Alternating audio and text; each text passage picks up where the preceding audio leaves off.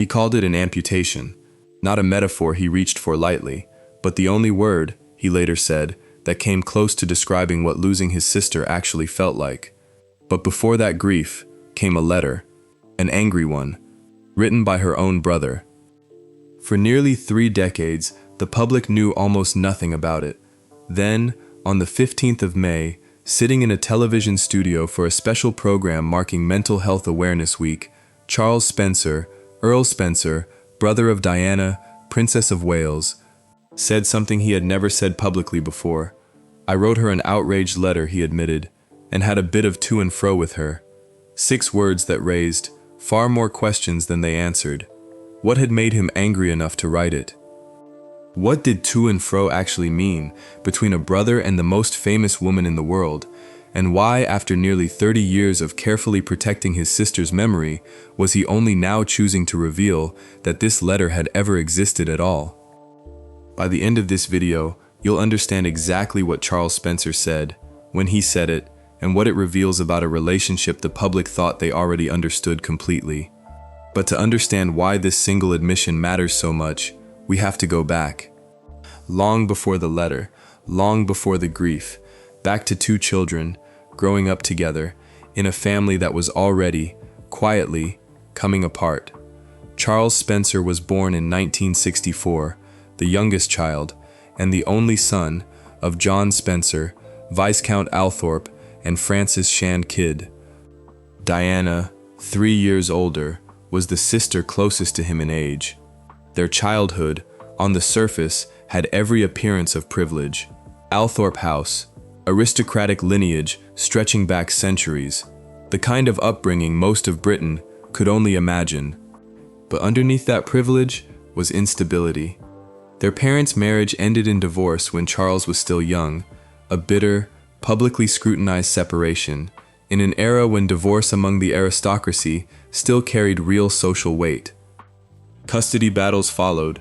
The children were, in various ways, caught in the middle, and through all of it, Charles and Diana grew close in the particular way siblings sometimes do, when the adults around them cannot always be relied upon.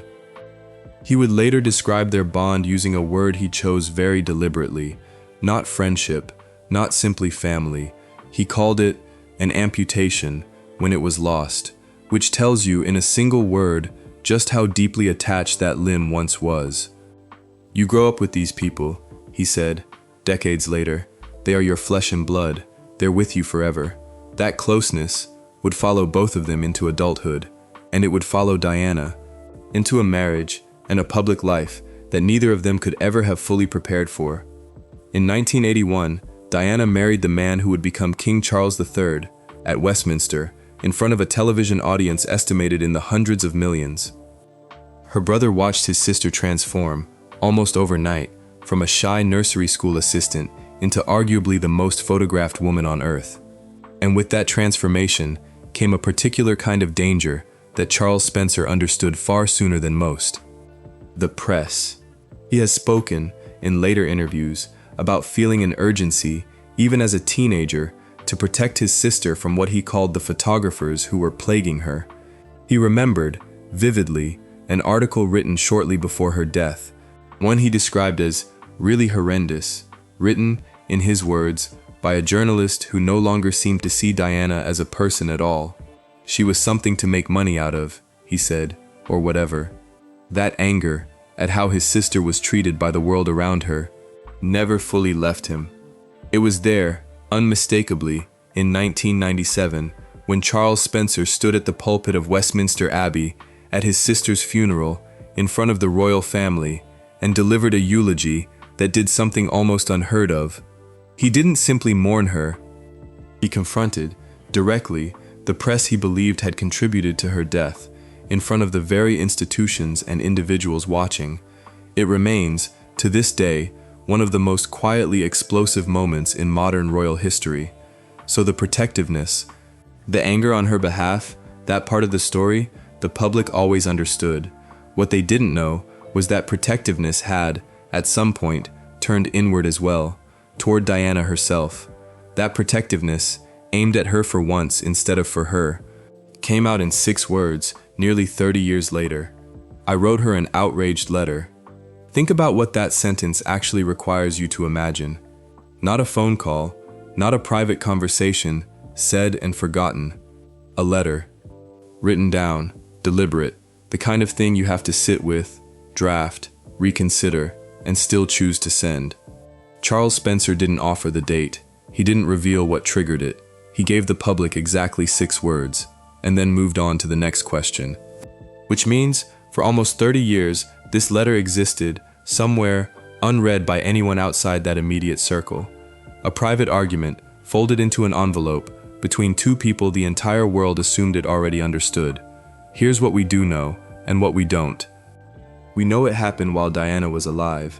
We know Charles Spencer described what followed as a bit of to and fro, suggesting this wasn't a single outburst, met with silence. It was an exchange, back and forth, which means Diana responded. She read it, and she wrote back. What she said in return has never been made public, whether that reply still exists at all, in some drawer, some archive, some private collection. Nobody outside the family has ever confirmed. And that omission is not an accident. Earl Spencer has spent close to 3 decades being, by most accounts, fiercely careful about what he reveals of his sister's private world. He litigated over unauthorized biographies. He's spoken, repeatedly, about protecting what he calls her memory rather than her myth. So if a man that careful, that protective, chose to reveal even 6 words about a private argument with his sister, it wasn't a slip, it was a decision. Which raises the real question sitting underneath all of this. Why now? The interview itself gives us part of the answer. It aired during Mental Health Awareness Week, on a program built specifically to let men discuss grief openly, without the usual British instinct to simply carry on and say nothing. In that context, I wrote her an outraged letter isn't really a scandal at all. It's something closer to a confession about what real grief actually contains. Because here's what we tend to forget. When we grieve someone publicly adored, we remember the eulogies, the tributes, the soft-focused documentaries. We forget the arguments. We forget that even the closest relationships, the ones people later describe as unbreakable, are built from disagreement as much as devotion. Charles Spencer wasn't undermining his sister's memory by admitting this. He was doing something far more honest. He was admitting that loving someone and being furious with them were never mutually exclusive. Not for him, not for her, not for anyone who has ever truly loved a sibling, particularly as a brother of a sister. He said, "You always want to get stuck in, a very British phrase for a very universal impulse, to step in, to say the hard thing, to risk the relationship, briefly, because you care about the person inside it more than you care about keeping the peace." That single phrase tells you more about Charles Spencer's relationship with Diana than almost anything written about them in the 3 decades since her death. Not distant aristocrats performing family loyalty for cameras, a brother willing to make his sister angry because he loved her enough to risk it. But there's a harder question still sitting beneath all of this, one the interview never directly answers. Was this letter written close to the end? In those final chaotic months of 1997, when Diana's life had become almost unrecognizably public, surrounded by paparazzi, tabloid speculation, a relationship with Dodi Fayed dominating headlines around the world? Or was it years earlier, during the slow collapse of her marriage, when the entire Spencer family was, in different ways, drawn into managing the fallout? Charles Spencer has never said, and in the absence of his own words, anyone claiming to know for certain is simply guessing. What we can say, with confidence, is this. By the time Diana died, on the 31st of August, 1997, whatever tension that letter represented had not destroyed their bond. If anything, the opposite. Because mere days later, it was Charles Spencer who stood at Westminster Abbey and delivered words that would outlive almost everything else said about her that year. Which means whatever passed between brother and sister in that letter, whatever anger, whatever to and fro, it didn't fracture them. It was absorbed into something larger, something that, by the time of her funeral, looked exactly like devotion. And that is where the story turns toward its most public, most unforgettable moment. The eulogy that shocked the royal family, live, inside their own church. It happened inside Westminster Abbey, in front of the Queen, the Duke of Edinburgh, the entire senior royal family, seated together in mourning black, expecting the kind of eulogy that funerals like this were always supposed to contain. Careful, diplomatic, safe. Charles Spencer gave them something else entirely. The 6th of September, 1997, Diana's funeral, watched in that moment by an estimated 2.5 billion people worldwide, one of the largest television audiences in human history, and into that silence, Earl Spencer began to speak. He called her the unique, the complex, the extraordinary and irreplaceable Diana. Then, without warning, he turned toward the press. He spoke of the particularly nasty media pursuit that had defined the final years of his sister's life. He made a vow, live, in front of the family she'd married into, that her blood relatives would do everything possible to protect William and Harry, so that their souls, he said, were not simply immersed by duty and tradition, but freed to sing openly, as she would have wished. It was, by any measure, an extraordinary thing to say, in that building, to that audience. Outside the Abbey, the reaction was immediate. Crowds gathered around the world, listening on loudspeakers, reportedly broke into spontaneous applause, applause that some accounts say could be heard rippling into the church itself. Inside, among the family he was addressing, the reaction was, by most contemporary reports, considerably more complicated. This was not simply a brother's grief on display.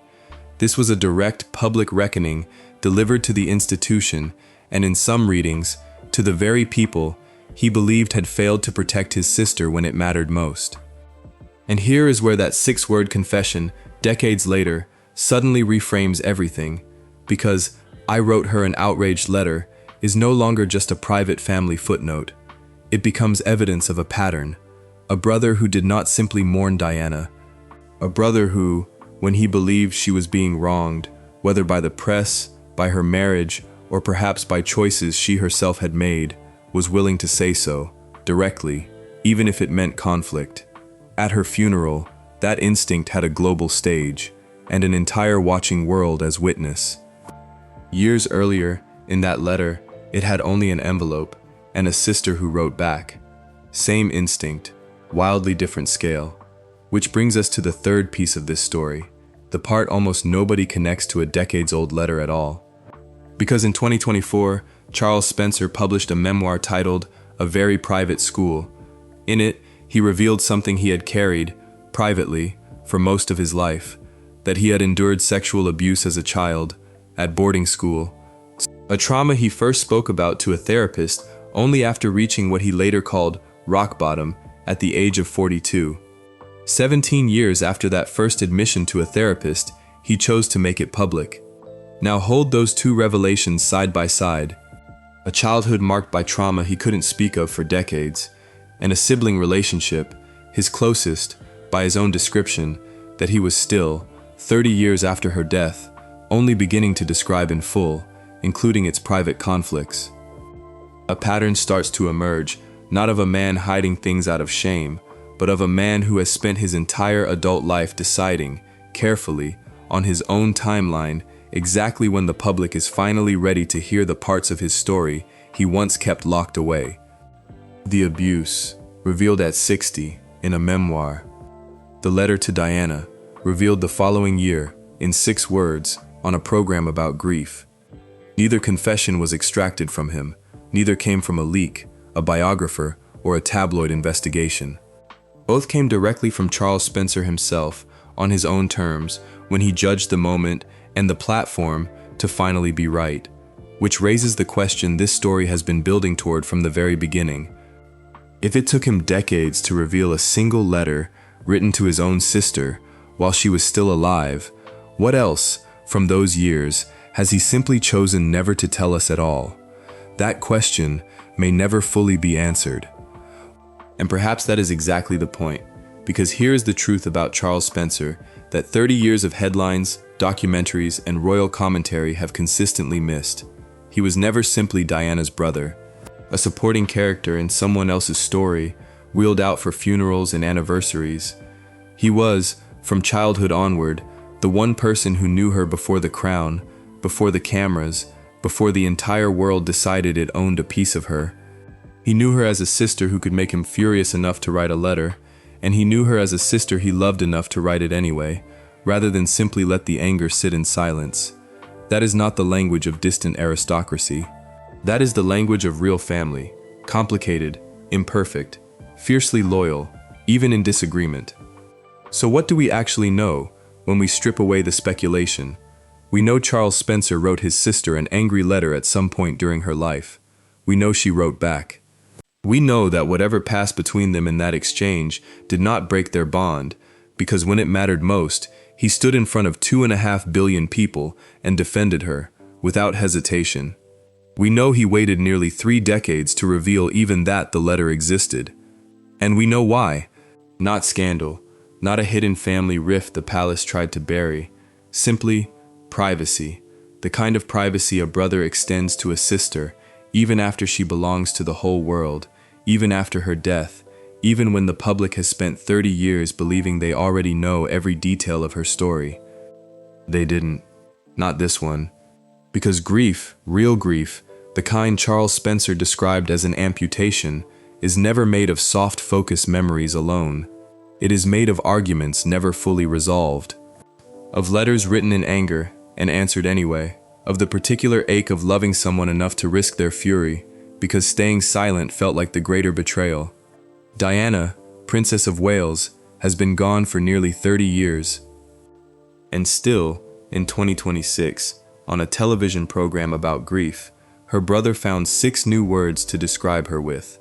Not a eulogy this time, just the truth, finally, quietly, spoken.